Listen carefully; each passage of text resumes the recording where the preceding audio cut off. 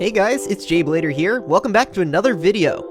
I don't know about you guys, but I've been playing Lego Fortnite for a little bit now, and it is just so much fun to play. If you guys haven't tried, this is a free game that uses the Fortnite Epic Games launcher, and there's a bunch of different types of game modes, as you can see here. And I've been playing this Lego Fortnite. I grew up playing Lego games, so it has been so fun to play this kind of like survival game. And so we're going to do a little Let's Play of it. It's probably only going to be a few episodes, because there's just not an insane amount of content in the game yet, but there's enough to for me to show you around and for you to play and join us. So we're going to go ahead and create a brand new world on a brand new seed. And let's just choose this image here. We're going to need to find a desert. That's the goal today, really. They are pretty important, believe it or not. And we're going to leave all these settings on here, all the default settings. So it's just survival. We'll have enemies, hunger, there's a temperature, stamina.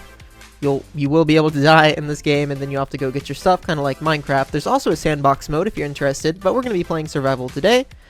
And we're going to go ahead and create a World 3. Of course, I've already played a little bit, so I've got a lay of the land, and I've got an idea of how to play. Hopefully, if you don't know how to play, this will be a little bit of a tutorial, hopefully, so that you can pick up something. Let's hop right into the Lego Fortnite. Alright, here we are in our world. The first thing I'm going to do is take a look around and see what we have available to us. We're going to need to do some resource collecting, and I'm taking a look at the seed that we're into because we're going to want to find a desert. They are very important, and I actually see one right there, so that's the direction we're going to head. A lot of the progress in this game is going to be locked behind capped behind resource collection in specific biomes, or biome-specific resource collection. For example, one of the later crafting benches that we're going to need is going to need items that we can only get in a desert. So we don't want to start in a desert, but we definitely want to start near a desert. There's also caves in this game, and you may think, okay, yeah, you need to go caving from now and then. Yeah, the caving is really important, so I recommend setting up near a cave. And let's start running in this direction. I am going to hop around a little bit if there is something that's not super interesting, like me running in a direction. We're going to cut that out and speed that up. Before I go, this area here, these are like pre-generated areas. You can interact with them, but there's usually a chest in them, and sometimes you get something good. Like here's some raspberry seeds and some arrows. Not super valuable at this point. These bad guys over here to my right, you see we have some spiders. They drop silk, which is really useful, so we'll want to collect that at some point. And then these wolves, they're going to be dropping like claws, which are also very useful, but I don't have a sword and I don't have a lot of health, so I don't really want to take them on quite yet. So one thing that's interesting is that all the caves in this game have come in pre-generated structures, and they all kind of look the same.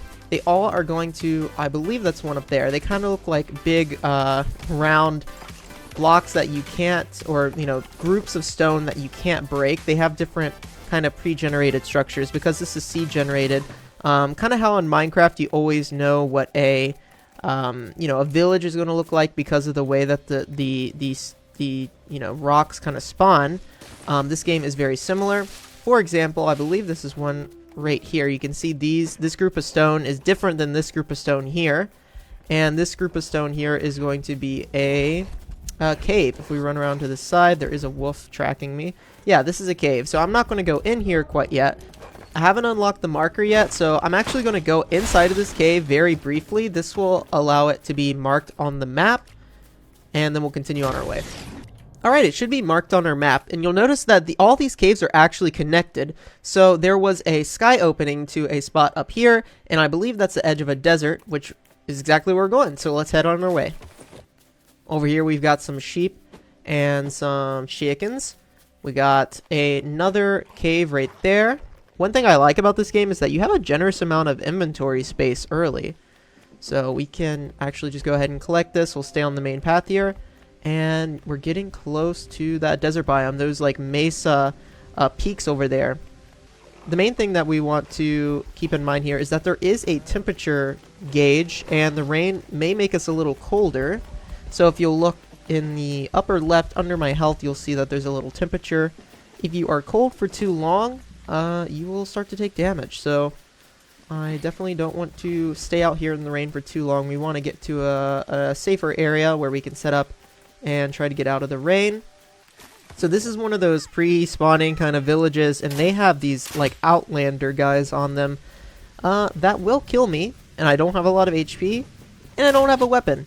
If I do die right now, I will go all the way back to the spawn of the world, so don't really want to die, but we did manage to find that mesa biome, and it is right next to a plains biome, which is perfect. Let's go over here and raid these villages, and then, or these little villager houses. Alright, well, it is now nighttime, which means I am cold. We are going to make an item that is going to allow us to keep on moving here through the night. Can't use in the rain, it's covered. Oh, there we go. So you see that now that it was covered, we can use it. We're going to make a torch. This is going to provide us not only with some light, but with a little bit of warmth as well. So if we put it in our offhand slot, which is right here, then we will be able to keep on moving. I hear a brute near us. That is it right there. These things, at this point in the game, will basically one-shot you, and they are very strong, so I definitely don't want to fight it. At night, you're also going to have these skeleton guys that are just going to pop out of the ground, and they can hurt you as well. They're not very nice, but luckily they're also not very fast. You can usually outwalk or outrun them, and if they do get close to you, your control key is a dodge, and is actually like an invincibility frame or an iframe. So if they get close and you see their animation start to come out and hit you, you can just control, and they'll miss, which is very convenient. So the sun is coming up now, and since it's early in the morning, I'll actually be able to enter this mesa. Alright, I went ahead and cut out about 20 minutes of me running around. You'll see that we've done kind of a big loop here, and I actually found a few spots that were potential setup areas. Like here you have a, desert, dry desert, or where dry plains, a plains, and then a cave right next to each other. But I think this area that I just found will suit us really nicely for this playthrough. And as long as this is not a desert, I need this to be a normal cave. And I think it's in a normal plains biome, which means it should just be a normal cave. So we'll know when we hop in. It'll give us a visual effect. Yeah, so see how this is just gray stone? This means this is just a normal cave, which is exactly what we needed. Kind of spooky in here. Oh, we actually got a sword. Slap berries, that's going to be very useful. I love the slap berries. And yeah, so we'll be coming back in here to get some resources in a minute, but it's time for us to set up our first village. So first thing you want to do, find a good clear spot to set up. Obviously I spent 15 minutes kind of finding a very specific spot that I wanted to set up in, and this is probably one of the most ideal spots I have seen in one of my Lego worlds. But let's just go ahead and get set up. We're going to have to make a building first off, and you almost always are going to have to make this simple shack. A lot of the kind of progression in this game is going to be locked behind your ability to set up different villages and upgrade them. To get new recipes, you're going to have to make villages in different biomes and upgrade them. I thought for a little bit that this was not a very great way for the game to be set up, but it forces you to play the game in different ways and in different areas. So instead of just getting everything in one area. So just like that, we have a simple shack set up. While I was running, I was collecting a bunch of stone and wood, just picking it up off of the ground.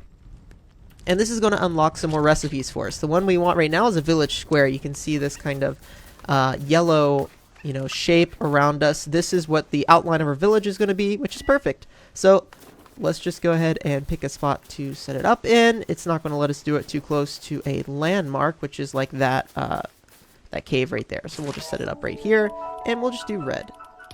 So this is our first village. We're now going to see some villagers coming around this area, which should be really fun. And we unlocked a few more recipes. Let's take a look at the recipes we unlocked. We've got that map marker that I was telling you about earlier. We got a garden plot. We got a lookout tower, double shack, some building blocks here, and a few decorations. I'm going to go ahead and make a bed and put it in here and sleep in it. This will set our spawn to here. So now if we die, we'll come back here. And I'm also just going to go ahead and make one of the other buildings so that we can start building this village score up. You're going to need to make multiple buildings in order to make your village score go up. And by having your village score higher, you're going to be able to, well, do more things and unlock more recipes. Let's pick up this fertilizer here. And we have our first villager, and it is Beef Boss. Let's talk to Beef Boss. Hey there, you can call me Beef Boss. The answer is yes, I'm hungry for adventure. So, we are actually going to invite him to our village as soon as we can, because these guys can help us collect material if we give them resources, which is really useful. So we're definitely going to be doing that. Let's go ahead and build up this little building. The building in this game, I think, is really fun when you're following these templates. The non-template building, I wish was fun. It's not.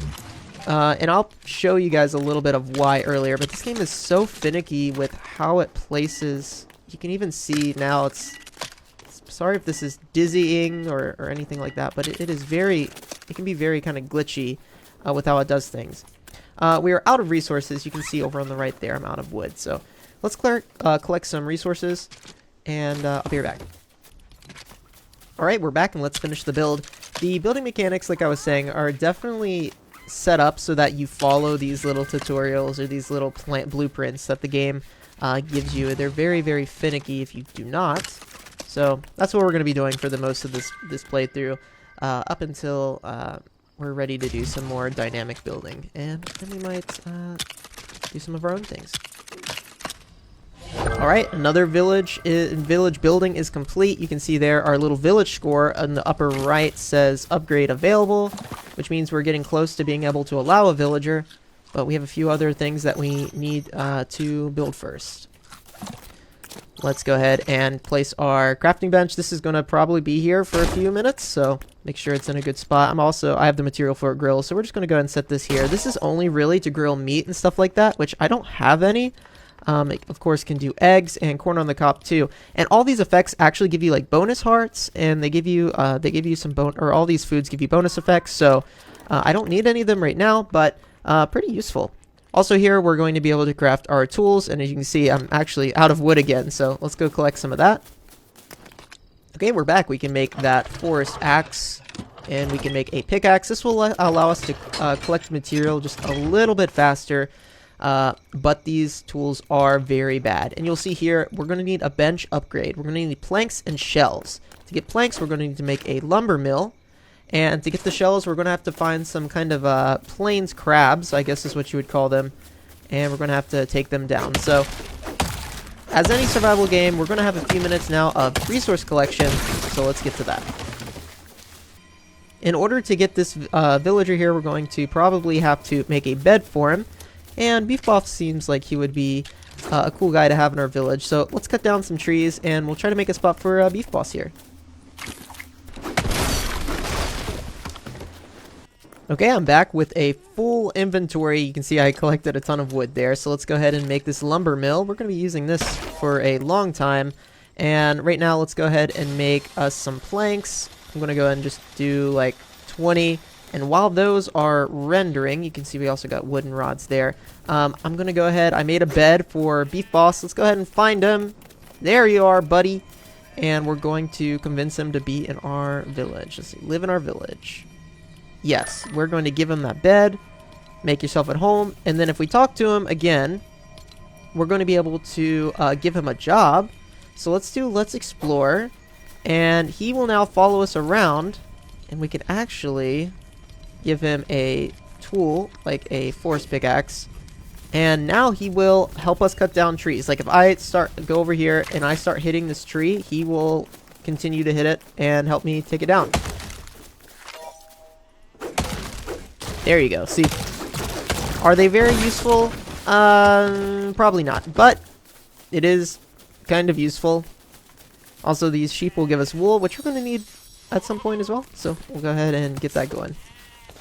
All right, before we end off today's episode, I'm trying to get a 6. I should have 6 planks. What do you need? Oh, I can't. My inventory's full. Yeah, that's why I need a chest. Isn't that right? Let's see. Do we have anything we could throw away temporarily? We'll throw away these 8 vines temporarily. Take these planks. And let's go ahead and just make a simple chest. Now, this item storage in this game at this point is a little not good. As you can see, it doesn't store a ton of items. But we're going to put the items that we just don't need right now in here. And we'll be able to come back for them later. Anyway, we're going to end off this episode here. Thank you guys for watching. And I hope that you guys enjoy this series and play along. You know, play the game, open it up in another monitor and play. I think it's pretty fun. And it's a good time. So stick around. We're going to be doing some cool stuff in a few episodes. But a lot of resource collecting is about to happen. So see you guys in the next one.